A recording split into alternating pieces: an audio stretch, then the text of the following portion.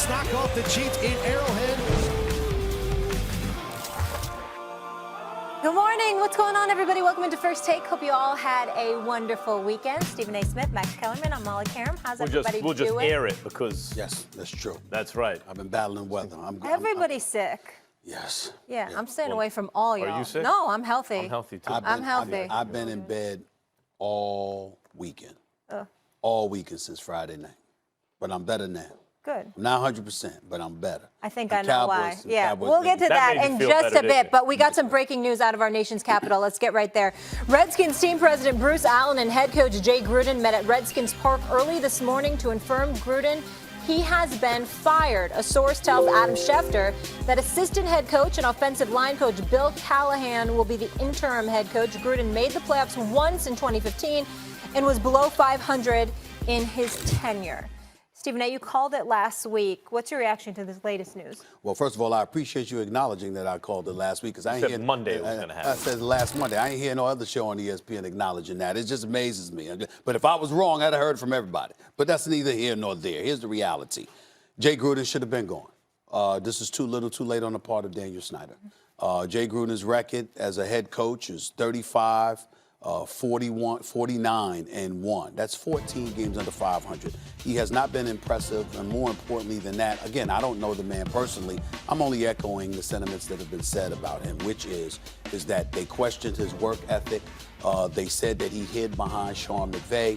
Daniel Snyder, Max Kellerman is ultimately the individual that takes the greatest hit because you had a guy in Sean McVay, who was there as your offensive coordinator before he got the Rams job. You had a Kyle Shanahan, who was once in your organization. You let him go.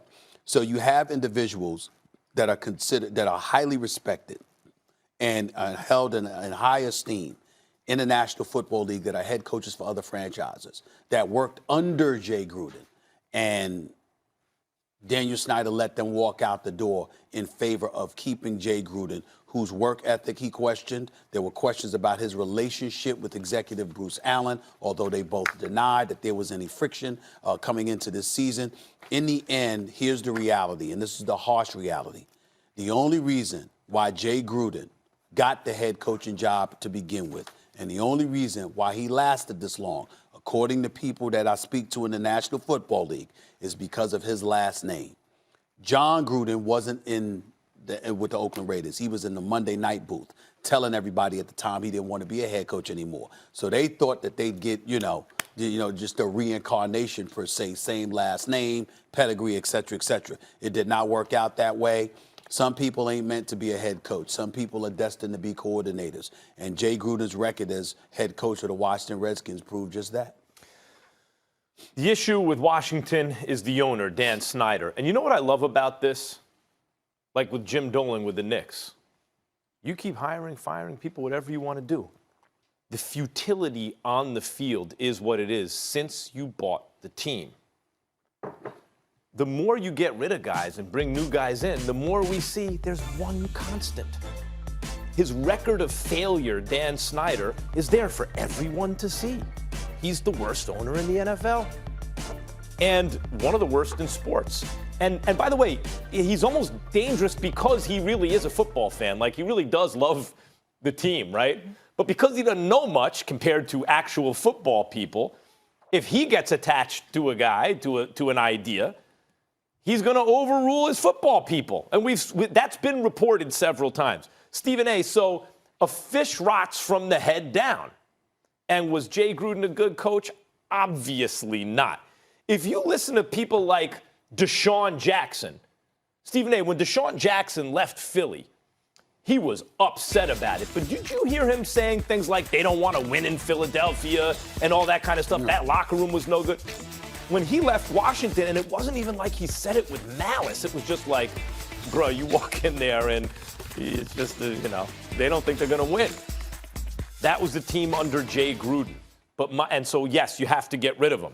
But my point is, you can get rid of Jay Gruden, get another guy, whatever. The problem starts at the very top, Dan Snyder. So as a Giants fan, I'm glad he owns the team. I want him to own that team forever. And by the way, that's with sensitivity to the idea that I don't mention their name. I call them the franchise from Washington because I find it highly offensive, that name. And, of course, he defends it and arrogantly doubles down and you know, we're never going to change the name and all this kind of stuff.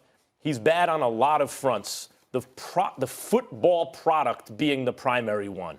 Well, the bottom line is this. They've only won 2 playoff games since 1992. Since 1992, this franchise, they won the Super Bowl in 1991.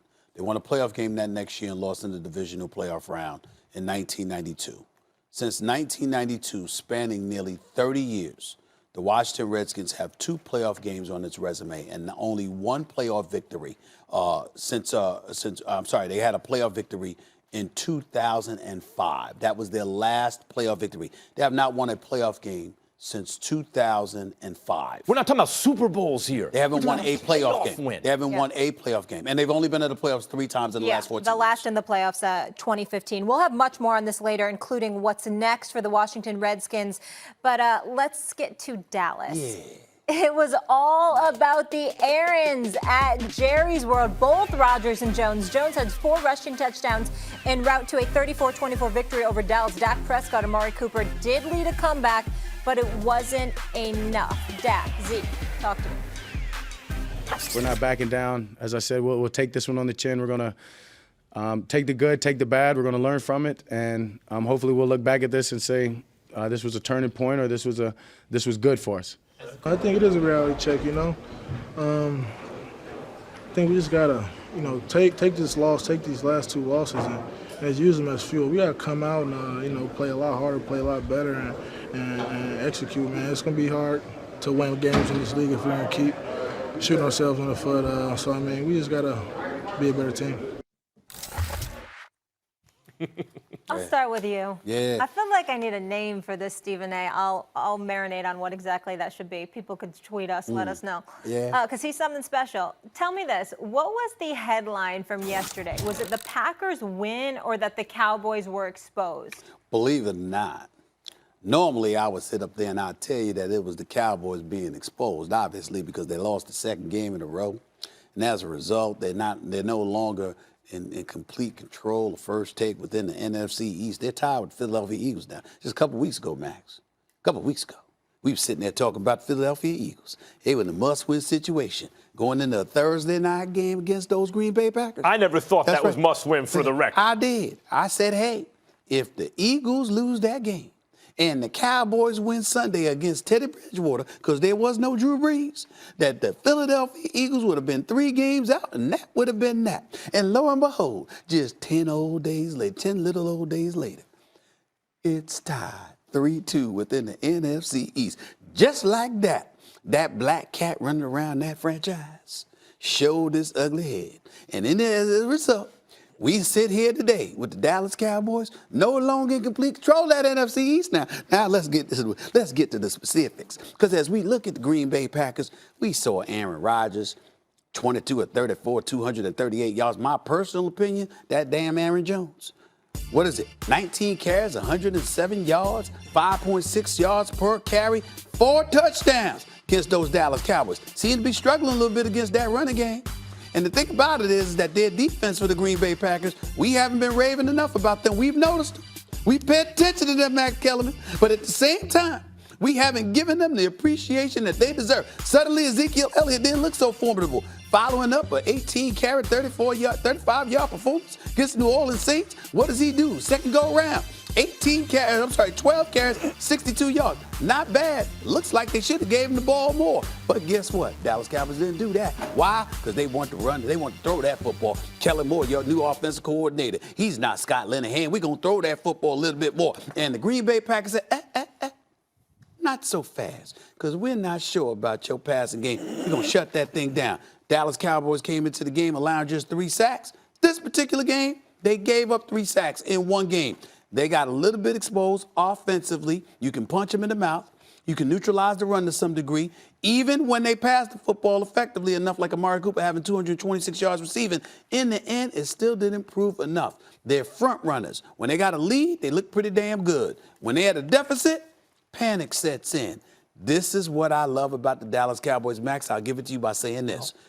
In the end, as they climb and the pressure builds, Pressure, as they say in the country, breaks pipes. And that's exactly what happened yesterday afternoon in Big D. And I must say, I'm quite fond of what I saw. So if pressure busts pipes, Stephen A., then you're agreeing that the Dallas Cowboys were exposed. Look, I hope this isn't Green Bay firing on all cylinders yet. It'd be great if it's not, right? Mm-hmm. Then we got a real challenger to win a title. The Cowboys, for whatever reason, I took Aaron Jones in daily fantasy, gave me 52 points and the win this week. Ooh. And that's Good partly call because, by you. as Matthew Berry pointed out, by the way, the Dallas Cowboys, for some reason, and I don't know why, when you look at that linebacking core who did not look good, those guys did not look good yesterday, they have a problem covering running backs who can catch passes. And that's an issue because, I don't know, that's the entire league now. Anytime you have a real good running game, you're not just talking about a running back like Adrian Peet, not pitched that high, but a guy who's just going to run the ball. You're talking about a guy who can catch passes out of the backfield. I reckon you're right. Yeah, Continue. And that's Aaron Jones. And going in, you knew that's a problem for the Dallas Cowboys. Why? Why did Van Der Esch and these guys not look good? They're supposed to be. I was raving about them early. But are the Cowboys exposed? The answer is yes. They exposed the Cowboys here. Think about the wins they had early in the season. The Giants, right now the Giants have 2 wins, but that's only because Daniel Jones instead of Eli Manning. And that speaks as much to Eli Manning's poor play as what Daniel Jones did. If you would have just replaced Eli with a competent starting quarterback, like a Kirk Cousins type, they wouldn't have looked that bad early in the season. He couldn't get anything done. So that's when the Cowboys played the Giants and Washington and Miami. You're talking about some of the worst teams we can remember seeing. Miami's like the worst team anyone can remember in recent years. And Washington's not far behind. And the Giants at the time were in the same boat with them. That's why Eli Manning, who was supposed to play all season as Daniel Jones developed, got yanked after 2 games. Those are the teams that the Cowboys looked great against. Then as soon as they play real competition, they fold at home. By the way, against backup quarterbacks. No, you have to say that this game, if you're talking about the headline of this game, it's Cowboys exposed. They look like Super Bowl pretenders right now. Well, first of all, let me say this.